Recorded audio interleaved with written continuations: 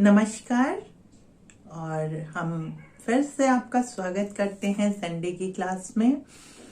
Good morning to all and all my students, lovely students. I love you all.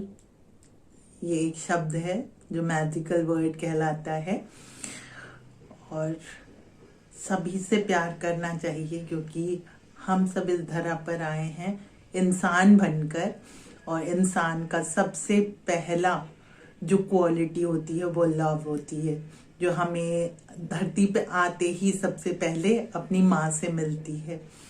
Hatred नहीं मिलती, प्यार मिलता है। तो किसी से मिलिए तो ये ज़रूर कहिए कि love you all.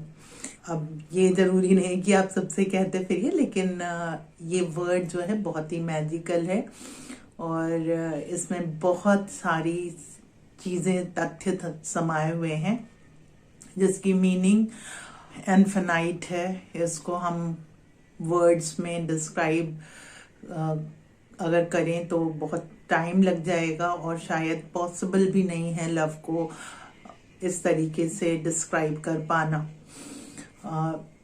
New generation इसका जो है अलग ही मतलब निकालती है। Love for a boy and a love for a girl नहीं। Love is a very pure, holy thing which is derived from nature, and it's a really very holy word.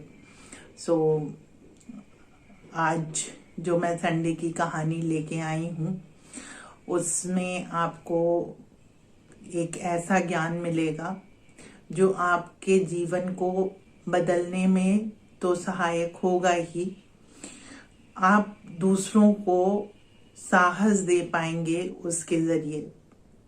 ये कहानी उस महापुरुष की है जिसको हम महात्मा बुद्ध कहते हैं।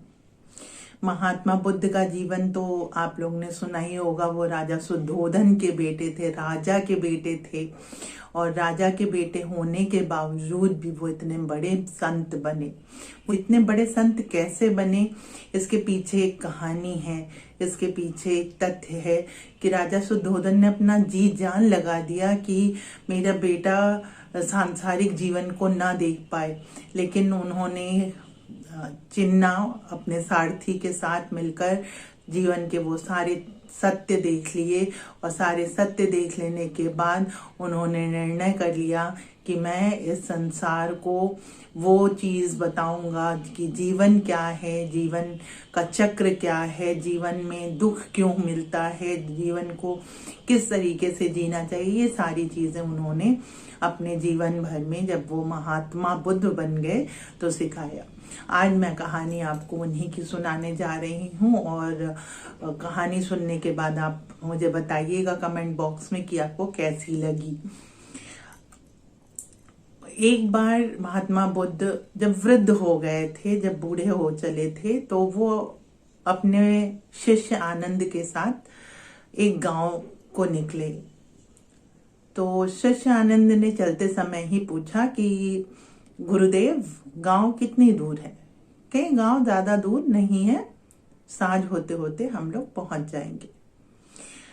फिर वो चलते रहे। महात्मा बुद्ध भी वृद्ध हो चुके थे, आनंद जो है वो चल रहे थे, चलते चलते थक रहे थे।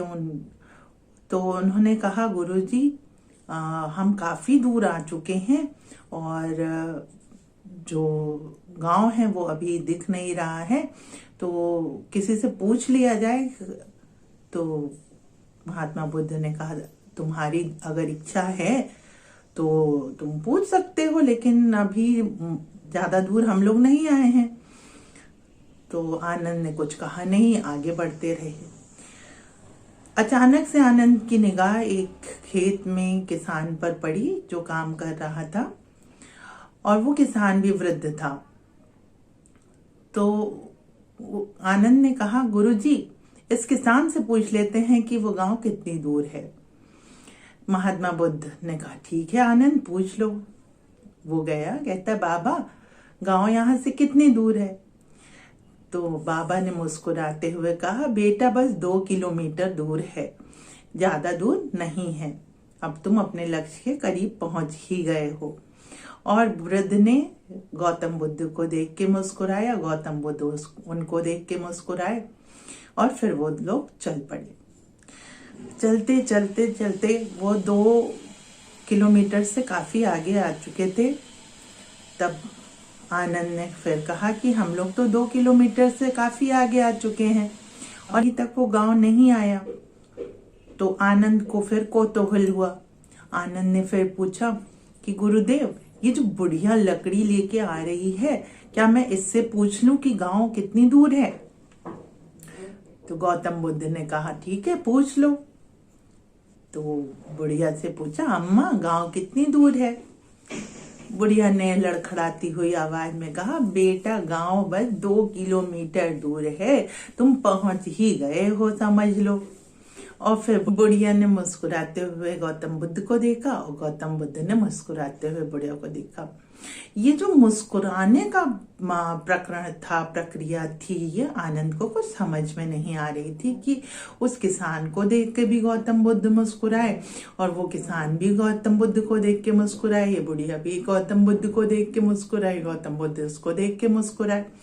फिर भी क्योंकि वो गुरु थे तो गुरु की बातों को इतना ध्यान देकर या बार बार पूछना अच्छा आचरण नहीं कहलाता, तो आनंद चल पड़े।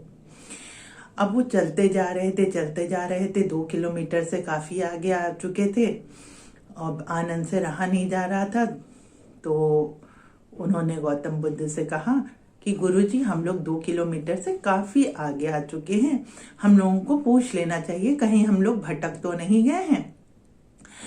तो एक बकरी चराते हुए एक लड़के से उन्होंने पूछा कि भाई, यह गांव कितनी दूर है? तो उसने भी कहा कि बस आप पहुंच ही गए हैं, गांव 2 किलोमीटर है, सांझ होते होते आप लोग गांव पहुंच जाएंगे। और वो मुस्कुराया, गौतम बुद्ध भी मुस्कुराए। फिर वो लोग जो है थोड़ा रुक गए और आनंद को जो है बहुत गुस्सा आया। उसके हाथ में जो झोली थी उसने जमीन पर पटक दी और कहा, गुरुजी, अब आप चाहे बुरा माने चाहे जो भी, लेकिन मुझे ये समझ में नहीं आ रहा है कि बार बार जिस भी इंसान से मैं पूछ रहा हूँ वो बार बार यही कह रहा है कि गांव 2 किलोमीटर है, 2 किलोमीटर है। सुबह से चलते चलते शाम हो गई और मैं अब बर्दाश्त नहीं कर पा रहा हूँ। मुझे क्षमा करिएगा कि मैं इस तरीके से आपसे बात कर रहा हूँ और अब मैं नहीं चल पा रहा हूँ, मैं थक गया हूँ। गांव कहाँ है, कितनी दूर है? तो गौतम बुद्ध ने मुस्कुराते हुए शांतिमय ढंग से कहा, आनंद, ये वृक्ष है और इसकी छांव में बैठ जाओ और शांत हो जाओ।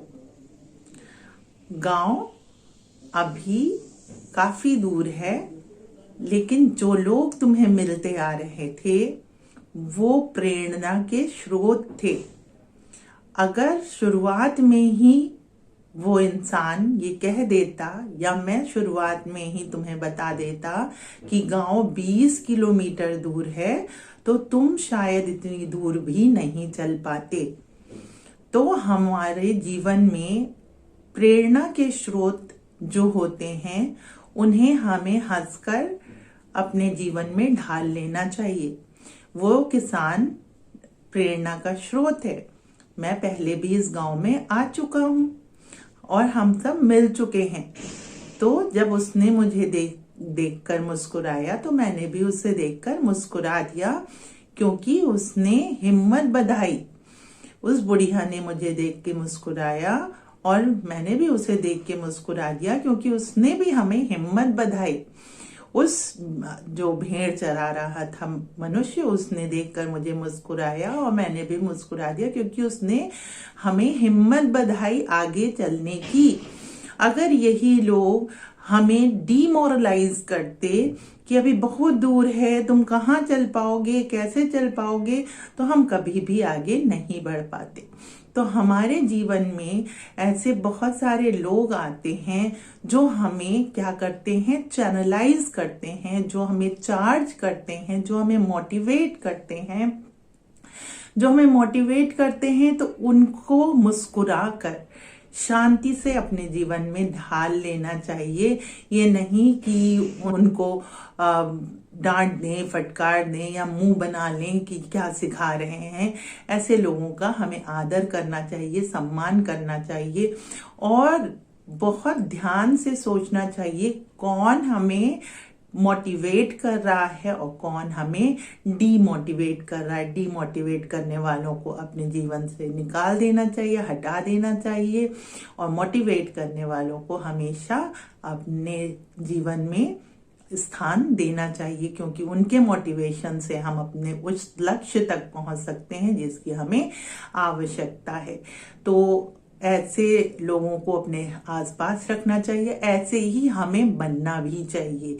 चाहे कैसी भी परिस्थिति हो, विषम से विषम परिस्थिति हो, हमें खुद को चैनलाइज रखना चाहिए, मोटिवेट रखना चाहिए। हम एक मोटिवेशन का स्रोत बने, ऐसा कुछ हमें करना चाहिए दूसरों के लिए। अगर कोई आपको हकीकत की बात बता रही हूँ, सभी लोग तीर्थ यात्रा पे जाते हैं, हम लोग भी तीर्थ यात्रा पे गए थे। तीर्थ यात्रा मतलब वैष्णो देवी गए थे और हम लोग चढ़ाई चढ़ रहे थे और मैं कुछ कक्षा 10 में रही होंगी उस समय। अपने माता पिता के साथ मैं वैष्णो देवी गई थी और हम लोग चढ़ के नीचे आ रहे थे तो बाण गंगा पहले पड़ता है, वहीं पर एक लेडी थी और उन्होंने हम से पूछ लिया कि कितनी दूर है अभी चढ़ाई। अब मेरे मन में ये बात आई कि अगर मैंने इनसे कह दिया कि अभी तो बहुत दूर है, 2 पहाड़ चढ़ना है, 1 पहाड़ उतरना है, 2.5 पर्वत है, तो ये हार जाएंगी। हमने कहा बस यहाँ से जो ये बाण गंगा है, उसके बाद अर्धकुमारी हाथीमत्ता और आप पहुंच जाएंगी माता के दरबार। तो वो फिर चढ़ने लगी, वो रुकी नहीं, वो चढ़ने लगी।